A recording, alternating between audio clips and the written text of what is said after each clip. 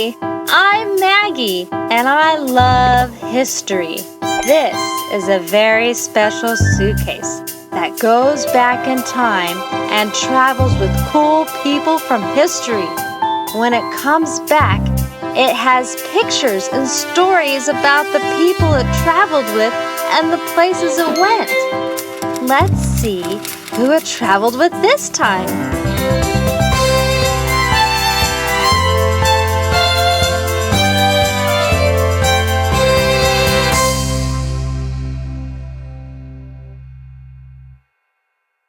This is Rosa Parks.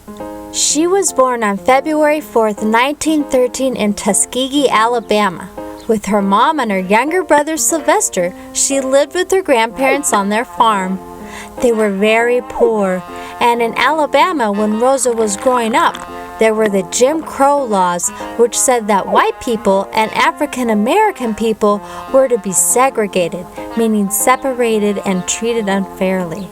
They could not use the same things or go to the same places as white people.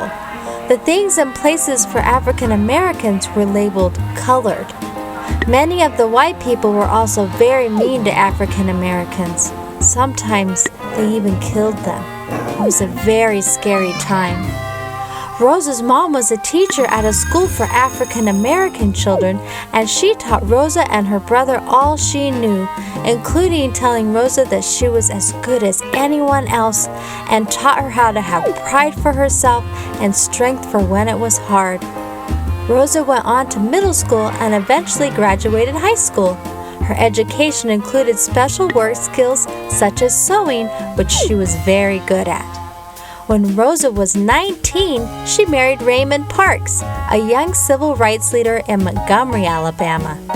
Both Rosa and Raymond were involved with the local NAACP, which was an organization that was determined to get equal rights for African Americans. Rosa started the youth chapter of the organization there in Montgomery. Most African Americans in Montgomery had service jobs and could not afford a car, so they took the bus. One day in early December 1955, Rosa was tired and the weather was cold, so she decided to take the bus.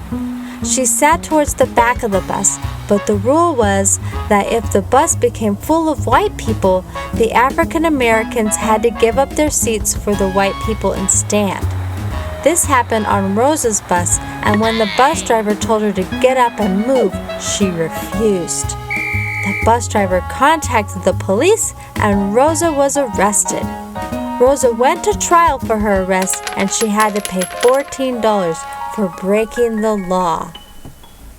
After Rosa's arrest, civil rights leaders in Montgomery decided it was a good time for the African Americans of Montgomery to boycott, which means to not use the bus. Flyers were handed out to the African Americans to not ride the bus.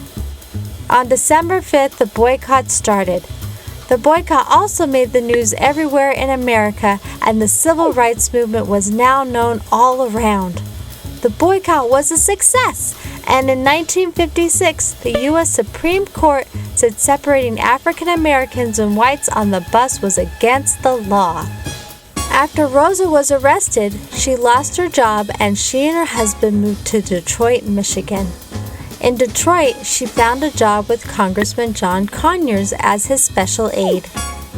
Rosa and Raymond always remained active in the civil rights movement and opened up an institute in Detroit to help African American youth to become leaders and successful in their careers.